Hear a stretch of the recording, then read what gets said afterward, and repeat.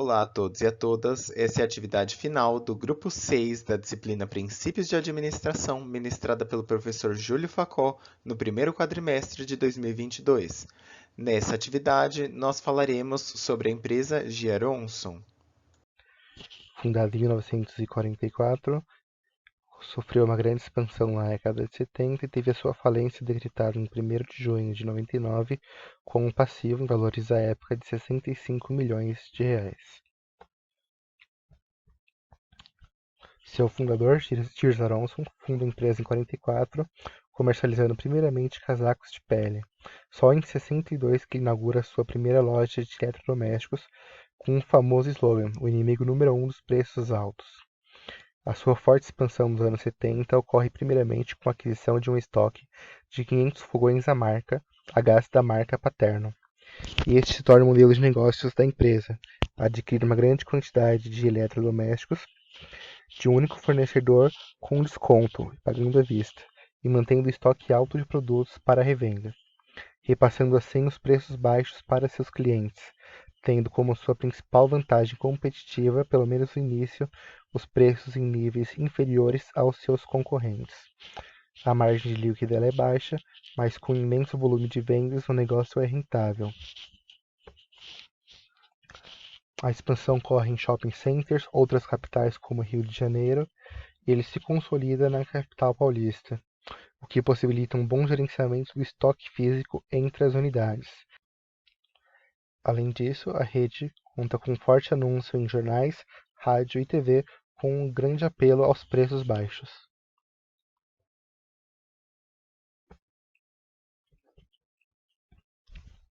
Entretanto, para conseguir manter os estoques sempre altos, é necessário um bom fluxo de caixa e uma expectativa de consumo alta.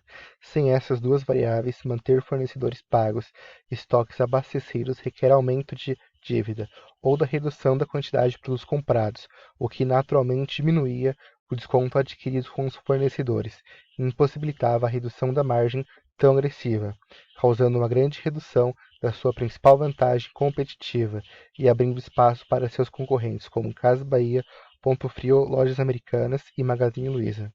Assim, o endividamento da companhia mostrava suas primeiras faces. Além da Aronson, outras gigantes do varejo que foram do auge ao abismo, como Lojas Arapuã, Mapim, Eletro-Jumbo e a francesa Mesbla. Em 23 de janeiro de 1998, a empresa pediu concordata na 31ª Vara Cível Paulistana. A concordata tem o objetivo de evitar a falência iminente de uma empresa. Trata-se de um dispositivo legal que visa resolver a situação de insolvência de uma empresa devedora, ou prevenindo e evitando a falência, ou suspendendo a falência para proporcionar a restauração e a recuperação desta empresa. Foi a segunda concordata da empresa desde 1991. Ao ser requerida a concordata, o passivo da Aronson foi calculado em 65 milhões, sendo 50 milhões com fornecedores e o restante com bancos.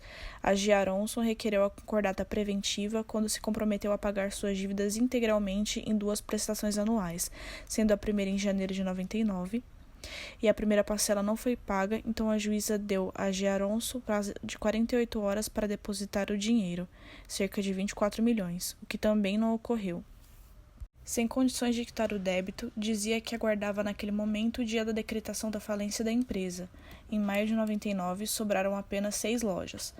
A então Lojas do Gugu assumiu os 3 pontos de shopping centers, pois Aronson tinha rescindido os contratos e as lojas do Gugu assumiram um ponto, mas não tinham a intenção de comprar a empresa de Tirza Aronson. Na tarde do dia 1º de junho de 99, a juíza da 31ª Vara Cível de São Paulo, Lilian Pellegrini Venosa, decretou a falência de Aronson. O empresário, dono da rede de eletrodomésticos, que durante 52 anos esteve à frente dos negócios, atribuiu as dificuldades da empresa aos juros escorchantes do setor financeiro. Em setembro de 2000, então com 83 anos, Aronson voltou ao varejo e inaugurou a primeira loja, com 20 metros quadrados, na rua Conselheiro Crispiniano, centro de São Paulo, com o nome de GA Utilidades Domésticas, com a ajuda dos filhos. Em novembro do mesmo ano, abriu a segunda loja, na Avenida Brigadeiro Luiz Antônio, com 700 metros quadrados. A família chegou a manter 4 lojas abertas em São Paulo. Problemas encontrados na estrutura original da empresa. G. Aronson, suas ações e consequentes respostas de mercado levaram a alguns problemas. Pela ignorância e falta de conhecimento sobre como o mercado funciona, algumas atitudes e ações levaram à causalidade desses problemas. Pela falta de preocupação com planejamento, acaba levando à falta de indicadores para saber momento de compra e venda, fazendo com que a compra fosse inadequada, em momentos inadequados, e buscando os preços mais baixos para grandes compras.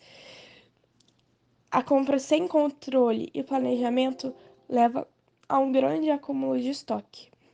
Esse grande acúmulo de estoque, por causa das compras de grande estoque, levam à descapitalização de caixa, porque quando compra muito, acaba gastando muito dinheiro. Essa falta de capital ocasiona a falta e atraso de pagamentos, tanto a funcionários quanto as empresas que estavam vinculadas a G. Aronson. Envolvimento também com ilícitos por falta de pesquisa e controle de mercado acaba levando a uma grande propaganda negativa e a baixa de procura no mercado. Quando a G. Aronson se envolve com mercadoria roubada, isso cria uma grande propaganda negativa para sua empresa. E agora nós vamos dar uma olhada no canvas que ilustra o que era a estrutura real da rede varejista G. Aronson. Começando pela proposta de valor, a empresa ela norteava suas ações a partir da oferta de preços baixos para os clientes. Era esse desejo, essa questão que norteava todas as suas ações e que resultou na estrutura organizacional da empresa. Justamente por conta disso, o relacionamento da empresa com seus clientes acontecia primordialmente pela centralidade no preço. Enquanto a empresa oferecesse preços baixos, preços atrativos, os seus clientes continuariam se relacionando com ela. E os canais utilizados para essa relação eram principalmente as lojas da G. Aronson e a propaganda. Você, por exemplo, poderia estar andando por uma rua pacífica de uma região central onde tinha uma loja G. Aronson, entrar, bater um papo com o vendedor e ele com certeza te convenceria a sair de lá com o produto dos seus sonhos. Além disso, a G. Aronson sempre gostou de fazer muitas propagandas, sejam em jornais, revistas ou TV. O segmento de clientes da loja eram as classes C, D e E. E por que essas três classes? Porque a classe F ela tem uma renda baixa o suficiente para não ser o público-alvo de uma rede varejista, enquanto que as classes A e B elas têm renda o suficiente para buscar outras questões que não apenas o preço baixo, como uma experiência de compra.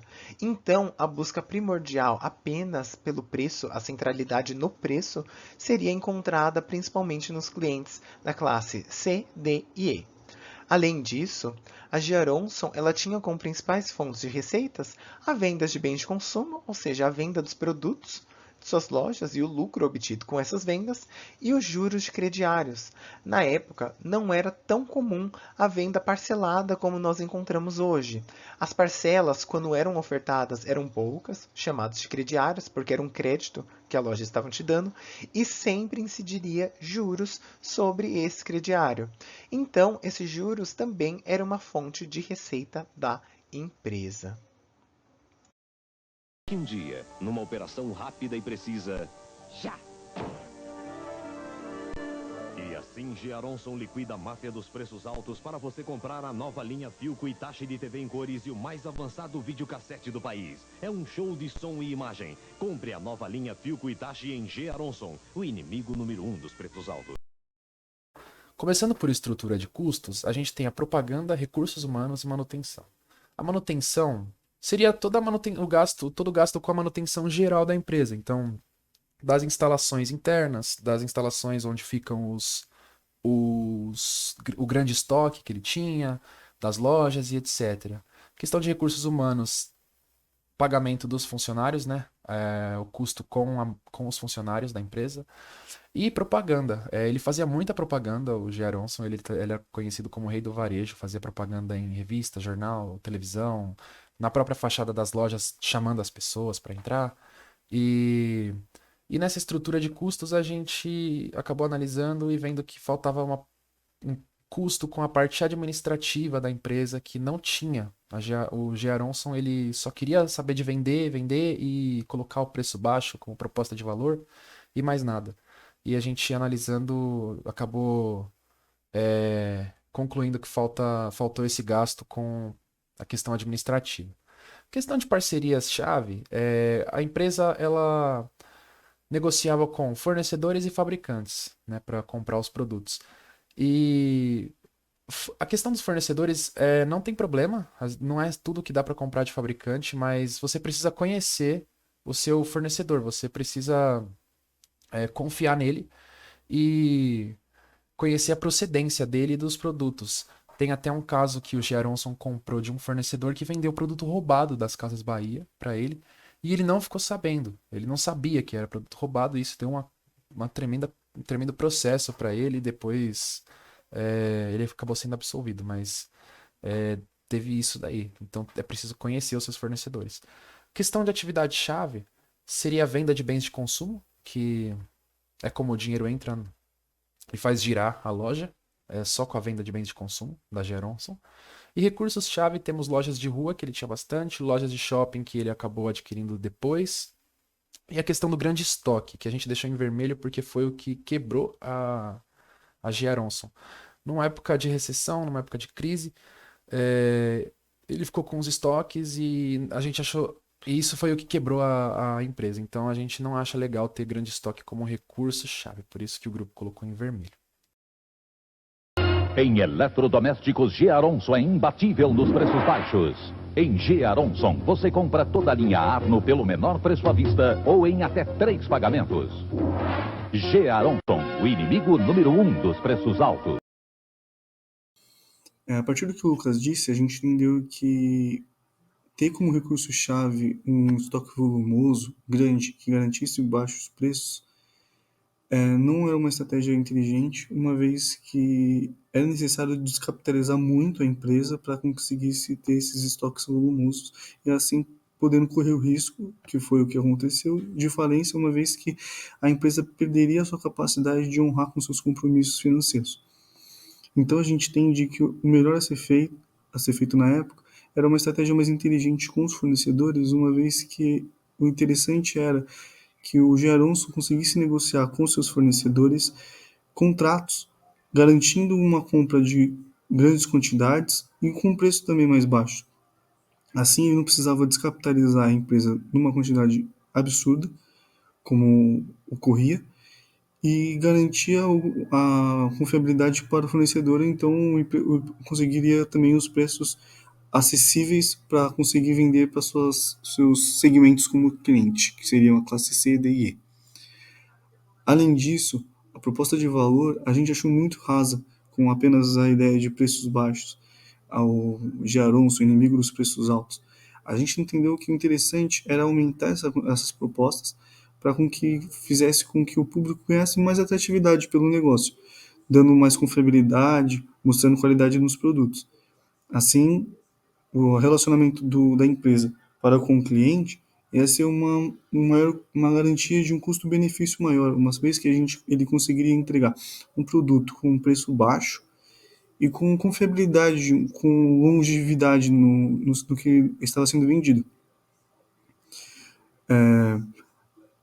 A partir daí, a gente entende então que uma ideia de um efeito cascata, a estratégia com os fornecedores garantiria os preços baixos, mas não só isso, é necessário também que ele faça uma adaptação nos seus produtos, dando mais confiabilidade e mudando também o relacionamento dele com o seu cliente, mostrando para ele maior confiabilidade e garantia um custo-benefício.